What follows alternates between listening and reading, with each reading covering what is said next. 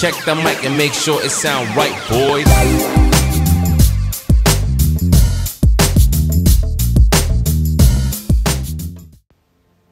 안녕하세요, 미션의 션입니다. 작년 M1 맥북에 이어 하반기에 출시될 신형 애플 실리콘이 탑재될 맥북 프로 소식들이 추가로 나오고 있습니다.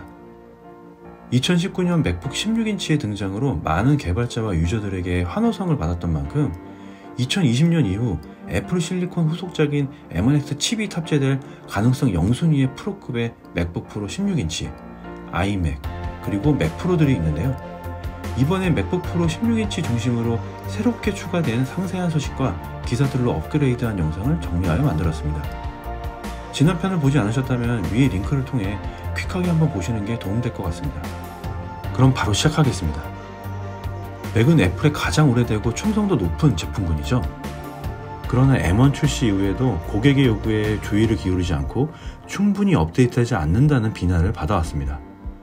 이제 이러한 업데이트 요구사항으로 애플은 신형 맥북 에어 외에도 2016년 이후 가장 큰 맥북 프로 업데이트를 계획하고 있으며 거의 10년 만에 아이맥을 재설계하고 새로운 인텔 기반의 맥 프로, 애플 실리콘이 장착된 하프 사이즈의 맥 프로 데스크탑을 계획하고 있다고 합니다. 작년부터 현재까지의 최신 보고서 그리고 SNS 루머, 소식들을 기준으로 애널리스트와 전문 매체를 비교하면서 유력한 기능 변화들을 꼽아보도록 하겠습니다. 어딘가 모르게 급하게 들고 나왔다는 느낌이 들었던 지난 M1 맥북은 제가 리뷰를 남긴 것처럼 구매 사용 중이고 매우 만족하고 있습니다. 이전에 사용하던 맥북과는 확실히 다른 차원의 성능을 보여주는 것은 사실입니다. 그러나 변화없는 외관 디자인, 매니아층이 아닌 라이트 유저들에게 실질적인 메리트는 크지 않았던 것 같습니다. 이제 애플 실리콘의 진수이자 진정한 애플 생태계만의 맥북 프로를 경험하게 해줄 M1X 맥북 프로. 긱벤치와 시네벤치를 통해 M1X 칩 성능 비교가 유출되었습니다. 컴퓨터 내 CPU를 비롯하여 여러 하드웨어 성능을 검증해 볼 수 있는 시네벤치와 긱벤치 등 여러 툴들이 있죠.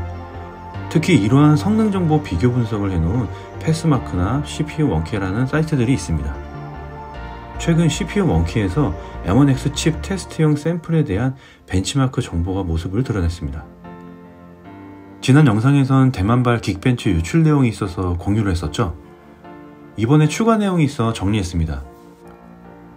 CPU 원키에서는 애플이 개발 중인 M1X가 CPU 코어 12개와 GPU 코어 16개를 탑재하게 될 것이라고 했습니다.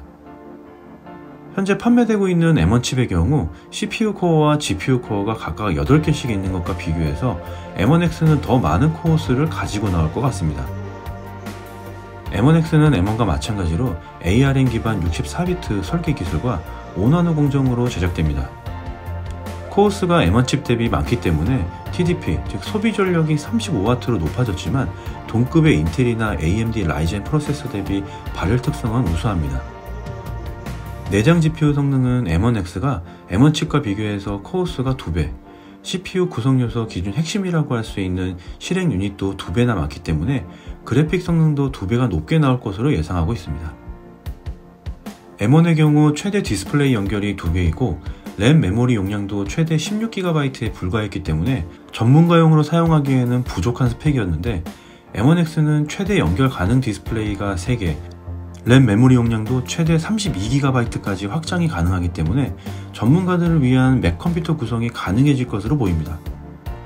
M1X가 M1보다 상위 기종의 맥 컴퓨터에 장착이 될 것이며 올해 2분기에 선보이게 될 14인치 그리고 16인치형 맥북 프로, 27인치형 아이맥을 통해 출시가 될 것으로 예상됩니다. 그동안 애플의 자체 개발 실리콘인 M1X가 CPU 코어 16개, GPU 코어 32개로 나올 것이라는 전망이 있었는데 최근 정보는 이보다는 성능이 한 단계 낮은 형태가 될 것으로 보고 있습니다.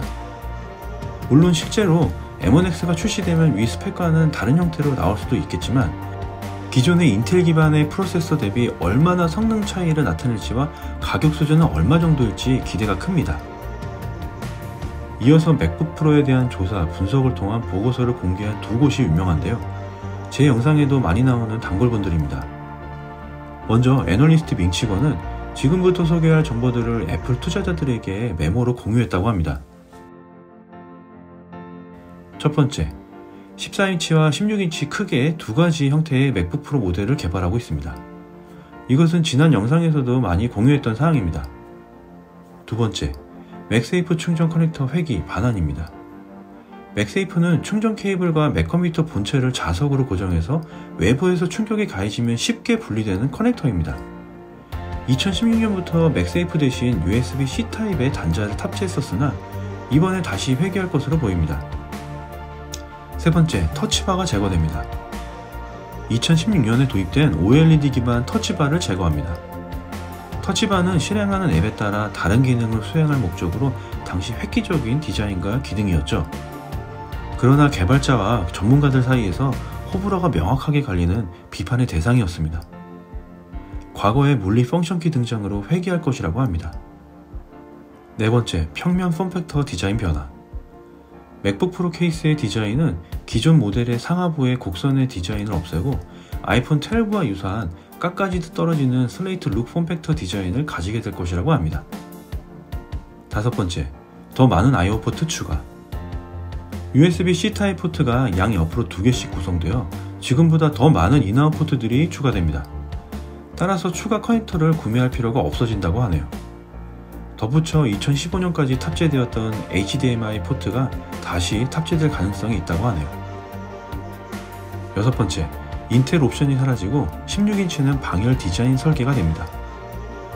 신형 맥북 프로에는 인텔 CPU 선택 옵션이 아예 사라집니다. 그리고 16인치의 경우 애플 실리콘 M1X로 탑재되었음에도 불구하고 기존 16인치 인텔 버전과 동일한 방열 설계로 더 빠른 컴퓨팅 파워를 제공한다고 하여 현재의 13인치 맥북 프로와 맥북 에어보다 훨씬 빠를 것이라고 합니다. 두 번째 보고서인 블룸버그의 마크 거먼 기자의 최신 보고서에서는 밍치거의 예상과 동일하게 맥세이프 충전 커넥터 복원, 터치바 제거, 더 많은 USB-C 타입 포트가 추가된다고 합니다. 양옆으로 2+2로 구성되고 그 외 추가적으로 SD카드 리더기 추가를 언급하였습니다. 2015년에 HDMI와 함께 사라졌던 SD카드가 역시나 돌아오려나 봅니다.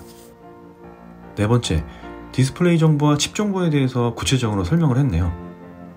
이 부분은 지난 영상에 소개했듯이 신형 맥북 프로의 디스플레이는 더 밝은 고대비 패널, 즉 미니 LED나 OLED를 사용할 것이며 M1보다 더 많은 고성능 코어와 향상된 그래픽 칩이 탑재될 것이라고 합니다.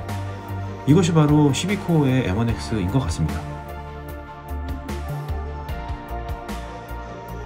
여기까지 동일한 기능을 언급하였으며 마지막으로 블룸버그는 현재의 디자인 유지하는 수준으로 변경한다고 합니다.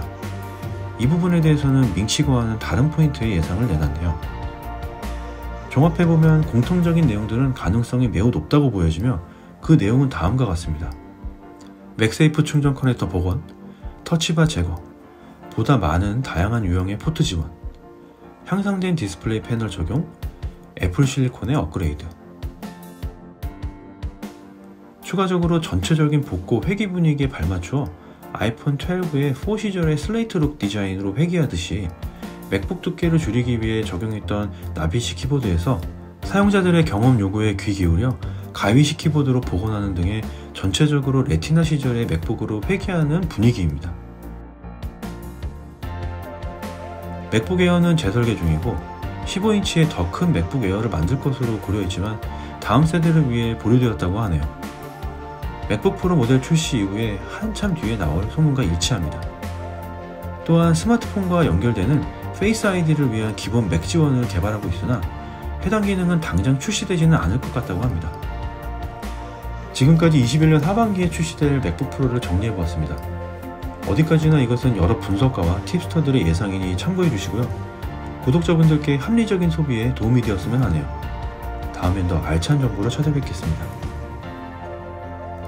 시청해주셔서 감사드리고요. 도움되셨다면 구독과 좋아요 부탁드립니다.